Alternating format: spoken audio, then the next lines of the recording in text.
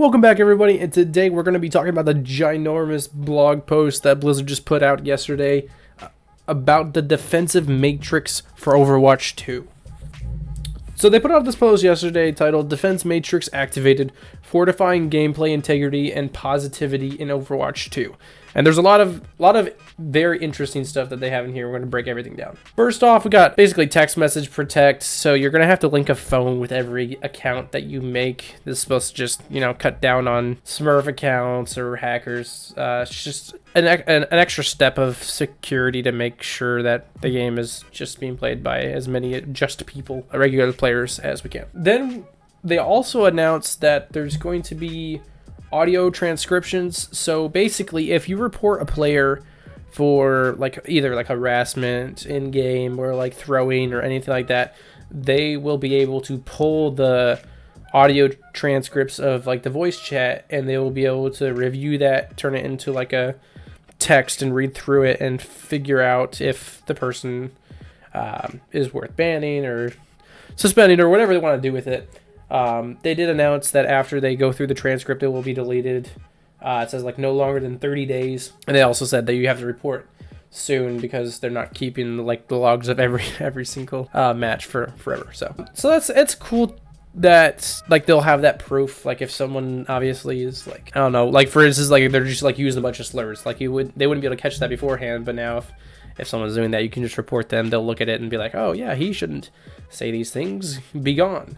So that's a cool addition. I like it. And here we're gonna spend the chunk of this video talking about this first-time user experience. So basically, anyone that makes their account post-launch is gonna have to go through this. First off, they're gonna have limited everything, limited game modes, limited heroes, everything that they're gonna get. They're gonna have to get over time, and they're doing this because at the moment there's 35 new heroes. And that is a ton to throw on someone right away. Honestly, if you've been playing Overwatch for a while, you get this gradual hero edition, and it's not that big deal.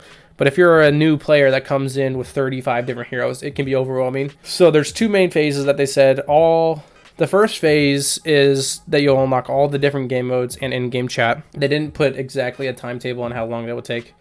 The second phase after you complete that, you'll have all the new heroes. They said approximately 100 matches. So honestly, that's not too long.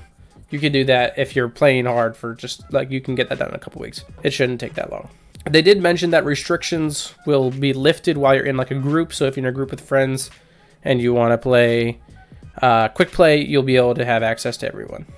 So that's kind of nice. You won't be limited if you're in a group, at least. They announced that competitive, as opposed to in Overwatch 1 where you had to hit level 25 before you could play comp, you have to win 50 quick play games. So for me, it might take 51 games for me to get this, but it shouldn't be too bad. So all of these kind of stipulations and just kind of walls you have to go through before you get into the main juice of things is just supposed to be anti-Smurf. So if someone's not going to just make a new account and play at a lower level and be able to go into comp, just hit 25 and get in there, they're going to have to go through all this stuff, go through first phase, second phase. So it's going to take a while. So hopefully this will cut down on a lot of Smurfs and hackers in competitive play, which is great. Overwatch definitely needs this. Moving on from the first time user experience. So they announced that endorsements will just be one singular endorsement as opposed to the three different parts: the good teammate, shot caller, and sportsmanship. It'll just be one specific thing, so you'll just give the endorsement, not have to pick a subcategory. They also announced that pre-competitive ranking will go away. When you queue up for a comp game, it usually show the rankings of the team and the players. That will no longer be a thing. I don't think this is a major change. I didn't see this a lot, dogging on a player because they're a lower rank than you in your match. I didn't see that a lot, but maybe it did happen. It's just not to me.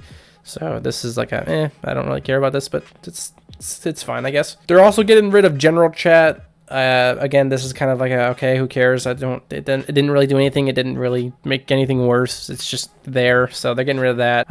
It'll just be team chat and game chat from now on. So that was all announced yesterday. Big stuff. I'm just so excited. We're less than a week away.